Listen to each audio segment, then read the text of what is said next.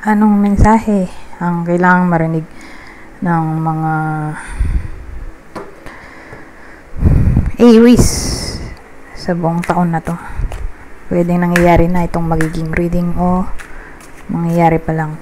Kung hindi man para sa inyo itong magiging reading, edi baka para sa someone na malapit sa inyo o kakilala nyo mismo. Baka may lumabas na gender mamaya, gawin nyo na lang energy. Masculine at feminine energy. Pwede rin naman na wag nyo lang pansinin ang gender. Hindi ko masasabi kung anong magiging reading, kung positive ba o negative. Depende sa kung anong mapipick up kong energy. Walang masama kung papanoorin ang sun, moon at rising sign. Kasi baka alinman sa mga yan ay mag-resonate na sa sitwasyon nyo. So sa case na to, wala tayong bida kasi dalawa yung tao. Kaya energy silang lahat. Mamaya maglalagay ako ng clarifier cards. Baka doon may lumabas. Kasi mahalaga na may description para malaman nyo kung kayo ba yung bida, person nyo o kakilala nyo. Pero sa ngayon, ang meron tayo ay the Fool, Ace of Cups, Queen of Cups, Page of Swords.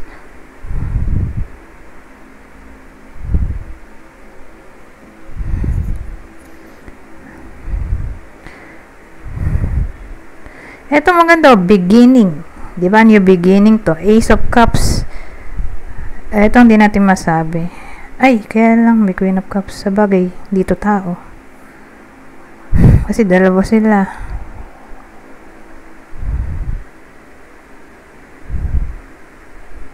Alamin natin tong Ace of Cups. Sino bida dito? Single ba? Or in a relationship? Kasi ito new love. Or sabihin natin di single relationship, di ba? May reawakening ng feelings ba dun sa dalawang mag-lovers kung in a relationship. Kaya maganda kung i-clarify natin tong part ng Ace of Cups.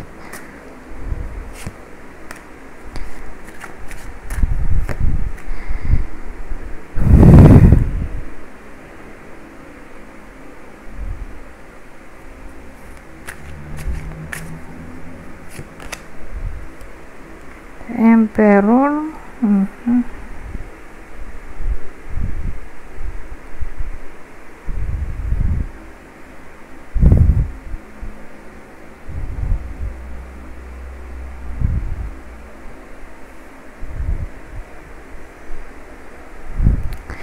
Di tatama to sa ano,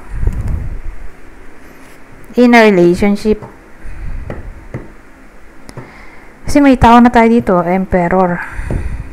So, probably, ang tatama ng reading na to ay lalaki. Pwede rin namang babae. Kung extrovert. Pero ang pinaka-clue para makilala nyo yung bida,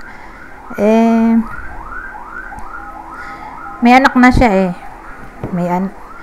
may anak. Kasal. Sa bagay, di rin natin masabi kung kasal ba to. So, yun na lang. Kasal. Ay, kasal. May anak. Wag natin ilagay yung kasal. Kasi hindi ko masabi nga kung kasal ba to. Wag natin ilagay yung kasal. Mayaman na lang. Mayaman. Kung di mayaman, may business, sariling business, whether maliit na business lang yan or malaki, basta may business. Kung walang business, edi may career. Okay? Ngayon, pwede rin tong senior or nakabuntis siya or mga anak pa lang yung misis niya, pwede rin.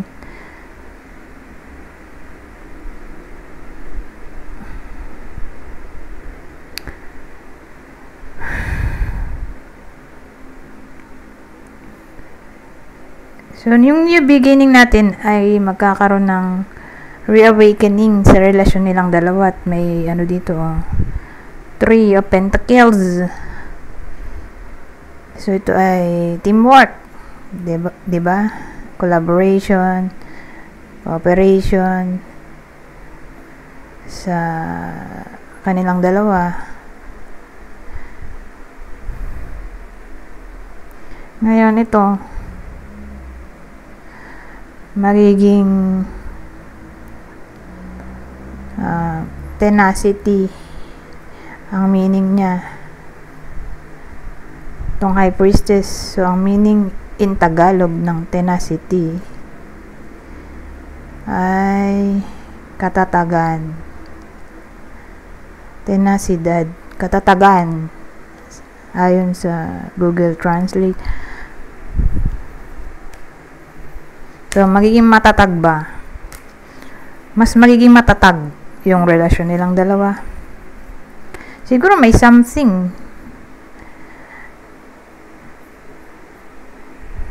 na mangyayari para mas maging matatag yung relasyon nilang dalawa. So probably masishake yung kanilang comfort zone sa period na to. At dahil doon lalabas yung tenacity nga. In a way na doon matetest ang pagmamahala nilang dalawa. Pero mukhang masisurvive naman nila dahil nga nandun yung High Priestess at yung Emperor na may kinalaman sa solid foundation structure. Ngayon may Queen of Cups tayo. So ang dating sa akin, may care, may love na maaaring mangyari sa buong taon na to. Asahan natin ang paglalim ng emotion, feelings para sa isa't isa, para dito sa mag-lovers.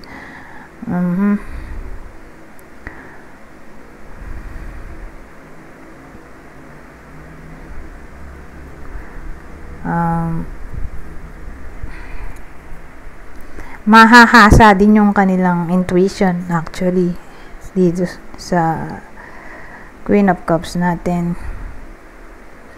Ano tong Page of Swords? Dito medyo alinlangan ako. Kaya kailangan nating i-clarify yan. Kasi hindi natin masabi kung good ba yan o bad. Ano to?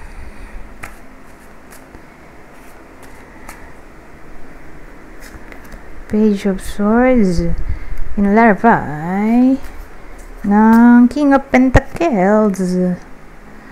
Ito, Three of Wands, Seven of Wands.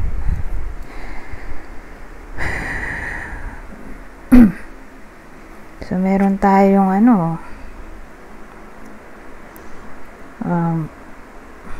Page of Swords. So again, kinarapay ng King of Pentacles, Three of Wands at Seven of Wands.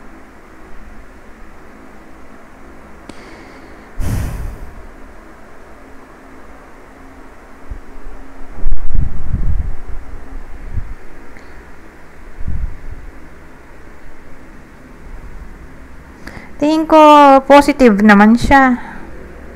Dahil maganda naman itong dalawa. Ito hindi ko masabi kung okay. Pero pwede rin naman. Kasi siya parang neutral. Hindi mo masabi kung positive, negative. Itong Seven of Wands. Saka dalawang Wands. So big change.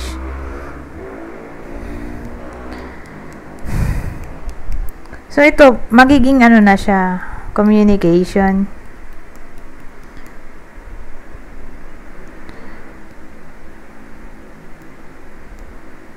Magiging somewhat communicative yung partner dito, Malamang kasal sila. Kasi lagi lumalabas lalaki, Energy pa rin to nung lalaki, Malamang kasal sila kasi dito yung King of Pentacles. Kasi kanina binawi ko yun. Hindi ko kasi masabi dito sa Emperor kung kasal ba yan o hindi. So again, lumabas na dito. Asahan natin ng loyalty. Sa King of Pentacles, abundance na rin.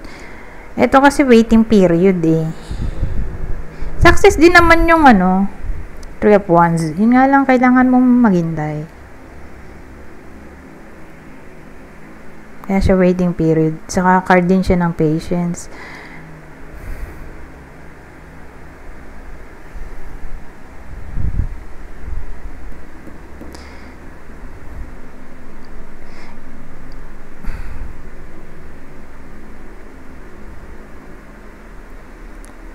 Ano to?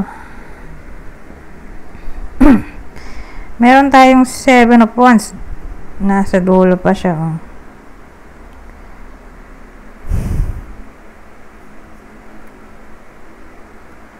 So, ang dating sa akin, pag ganyan nasa dulo siya,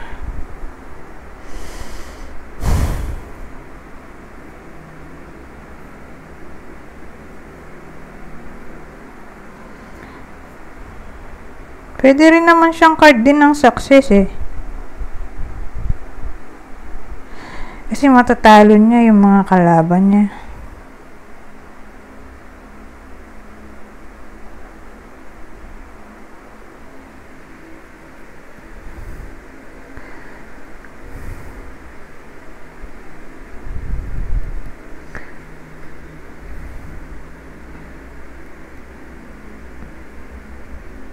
Pero, love reading tayo eh. May kalab.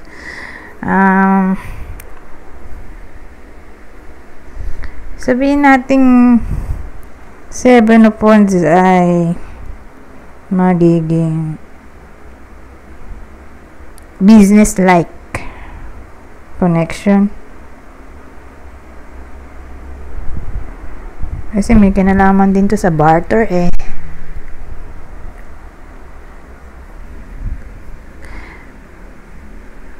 O business negotiation. So, ang dating sa akin, magwo-work sila together as a team na para bang mag-business partner sila in a way na may equal rights, may equality.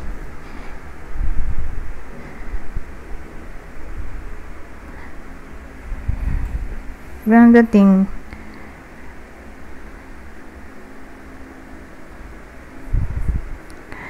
so sabihin natin yung sahod ng asawa, bibigyan siya kalahati. Example lang.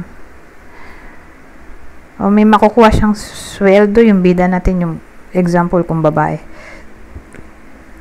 Magiging somewhat giving yung lalaki ng salary niya. Kung makikita niya na nag-e-effort din yung asawa niya sa kanyang pangangailangan. Sabihin natin, pag nakikita niyang nagtatrabaho din yung asawa niya in a way na naglalaba, nalagay ng mga anak, nagluluto, pinagsisilbihan baga siya. Ganun. Pag nakikita niyang may binibigay din namang effort yung asawa niya sa kanya, di ayun, sharean siya ng pera ba ng asawa niya, ng lalaki. Magiging generous dito yung lalaki, oh.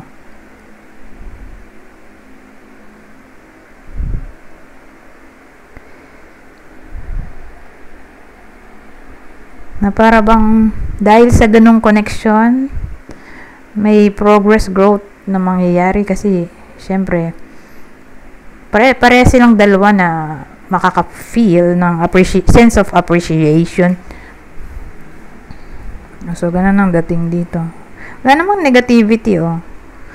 Although, nag-alinlangan din ako at first dahil dito sa dalawang to. Pero hindi.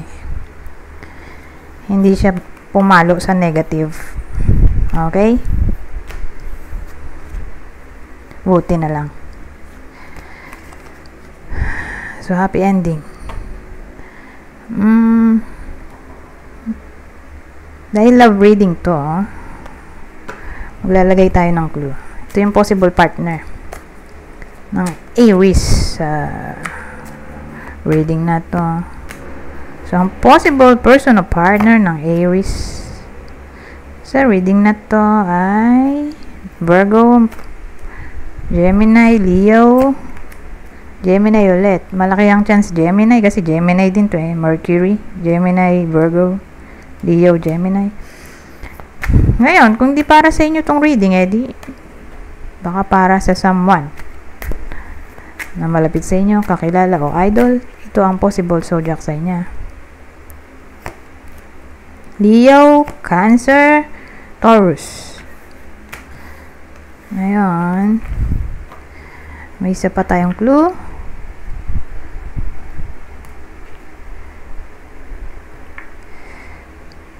Same instruction. Kung hindi man tumama sa inyo yung clue, di baka tumama dun sa person nyo, kakilala o idol. Kunin nyo lang yung clue na sa tingin nyo ay fit sa sitwasyon nyo o sa kakilala nyo. So, may someone na Hispanic o Latino. Baka may dugong ganyan. Sabagay, tayo namang mga Filipino ay nasakop ng mga Espanyol. So, baka may lahi. Baka yung Pilipino yung may lahi na ganyan. Hispanic, Latino. Ngayon, baka partner niya kung foreigner, pwede rin. Or baka may someone na nagtatrabaho sa ibang bansa kung saan ang lingwahe ay ganyan. Spanish. Alam ko, Hispanic, Latino, Spanish yan. O baka nasa South America. May someone na nasa South America. Or kung di man literally ganun, baka long distance relationship to. Regardless kung nasang lupalop ng mundo, pwede rin. Or foreigner na lang, pwede rin ganun. Yung partner, kung di man ganyan, Hispanic o Latino.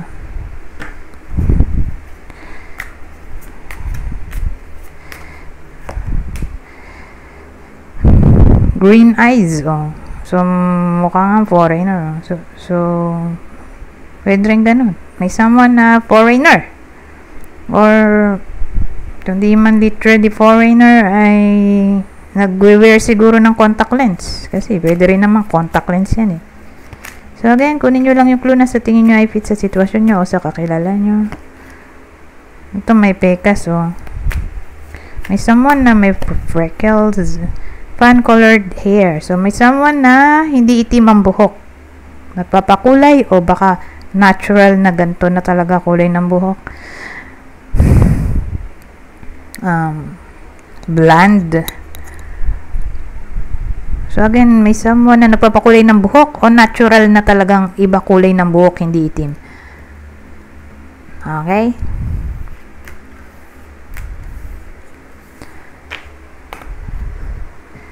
Ngayon, ito tayo dito, sa susunod.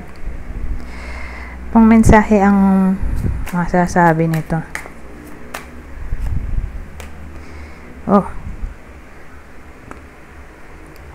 Thought. Merge.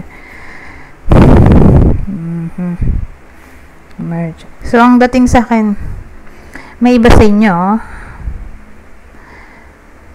na magiging somewhat business minded kasi nag-iisip siya dito, merchant to. So may someone na nag-iisip ba na magtayo ng sariling business or mag-iba ng business o mag-iba ng career.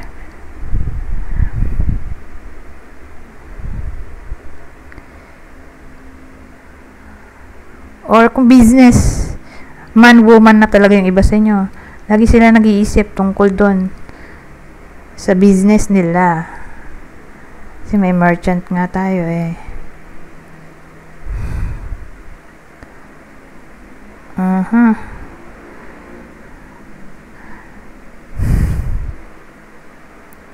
Ayun. Ibang case, sabihin natin hindi business man, woman yung iba sa inyo, wala silang business. At ayaw nilang magtayo ng sarili nilang business at di kaya ng budget. Sabihin natin employee. Gusto lang maging employee. Kung walang work, edi makaka-work na sa taon na to kung mag-a-apply syempre. Ngayon, kung may work na ba, for some reason, mapapaisip-isip sila tungkol sa career nila. Di ko nga lang masabi kung gusto na ba nilang mag-resign at maghanap ng iba, or mag-iisip-isip sila kung paano sila mapopromote. Para bang doon tatakbo yung isip nung Aries tungkol sa trabaho at pera. Okay.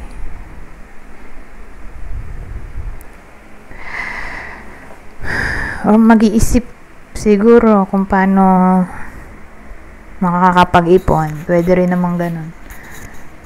So, sa period na to, magiging somewhat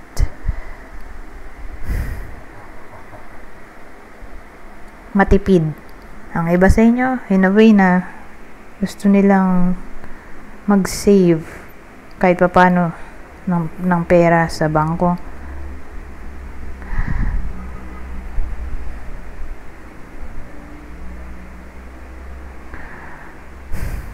Muna na maisip. Ngayon, hindi ko na ilabas to. Labas ko na rin. Ay, tabi ko na to. Ano pang masasabi nito?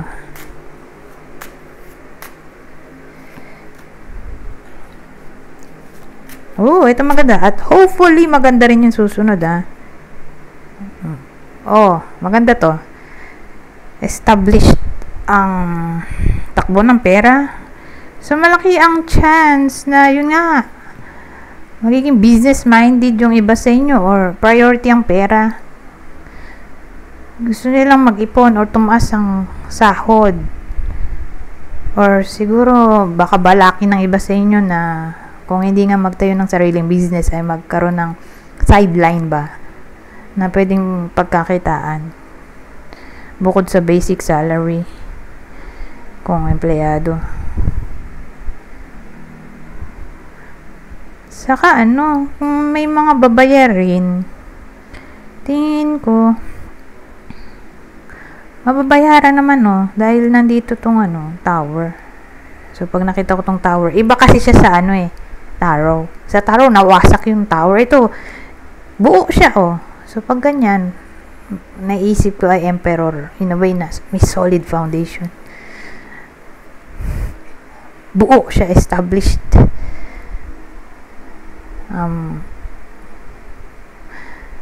Strong, ganun.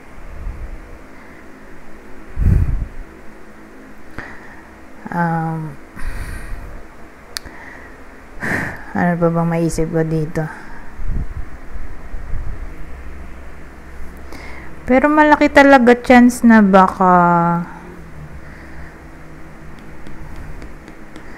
mag-iipon yung iba sa inyo pang tayo ng sabihin, ito building na kasi ito sari-sari store ewan kung anong building to, in a way na doon nila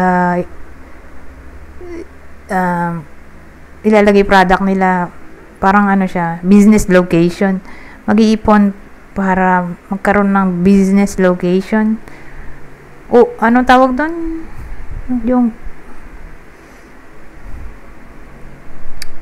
Yung building ba? Magkakaroon ng commercial building or uupa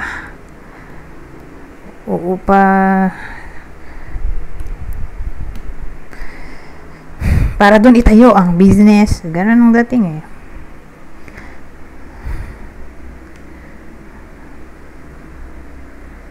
Yung iba magkakapera sa gobyerno, malaki. Sabihin natin nagtatrabaho na yung iba sa inyo sa gobyerno. Di malaki siguro makukuha nila this time o this year na bonus compared sa last year.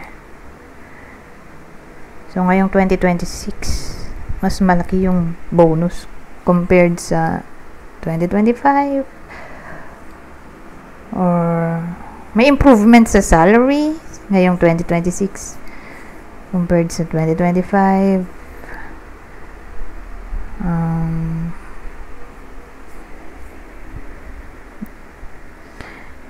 Ito kasi magiging government na yan. Yung the tower natin. Or, sabihin natin di empleyado yung iba sa inyo sa gobyerno. Kasi papasok din dyan yung pera na matatanggap sa gobyerno. Like, 4Ps. Ano ba bang mga benefits? Mga benepisyo na lang na makukuha. May mga makukuhang benepisyo mula sa gobyerno. Sa SSS, di ba yung sick leave. Pwede dito, kung empleyado, mababayaran ba yung mga panahon na nagkasakit. Papasok din dyan kasi ahensya rin naman yung SSS. Ewan ko lang sa SIS ba yun? SSS lang alam ko na yun nga, mababayaran pag nagkasakit. O basta may hulog. Naghuhulog. Pwede. So again, parang may mapapala yung karamihan sa inyo mula sa benepisyo ng gobyerno.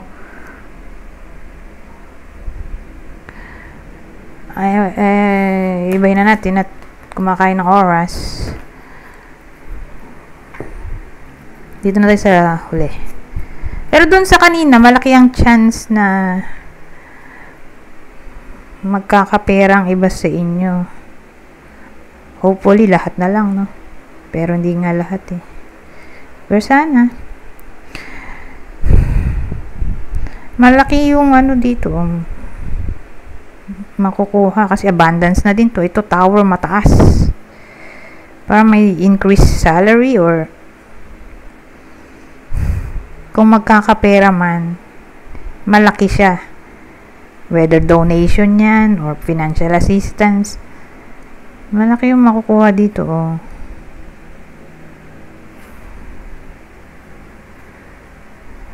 Magkakapera. Malaki ang chance na magkapera ang iba sa inyo. Or may darating na abundance, prosperity. Ito ang huli. Pang masasabi nito. Navigate. Patience. Ano yung navigate?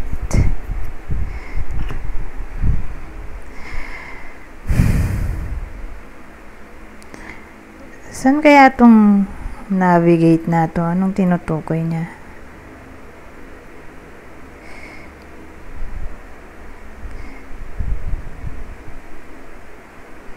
So, hinahanap ko siya sa English, Tagalog. Teka lang, paglalayaganag. Ano yun? Paglayaganag. Makapaglayag. Layagin. Ay, nakalagay ito. Maglayag. Pilotohan. Tinuman. Timunan. Teka, hindi ko maintindihan eh. Ano yung tinutukoy dito?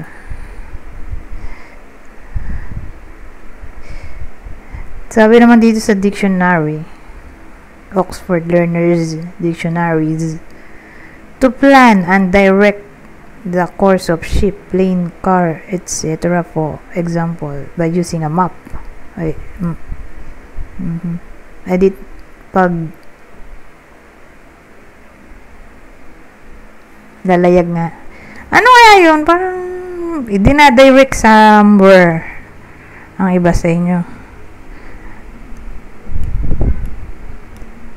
At kailangan ng patience. So, sabihin natin umaasa ang iba sa inyo regarding change of direction in all forms na. Sabihin natin change ng sitwasyon sa pag-transition ba.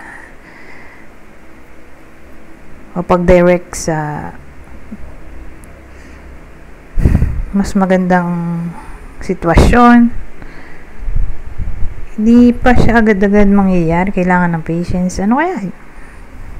Ba specific na tinutukoy dito?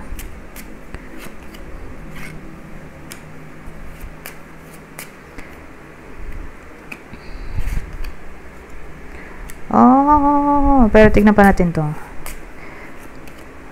Oh, ito ulit. Fish.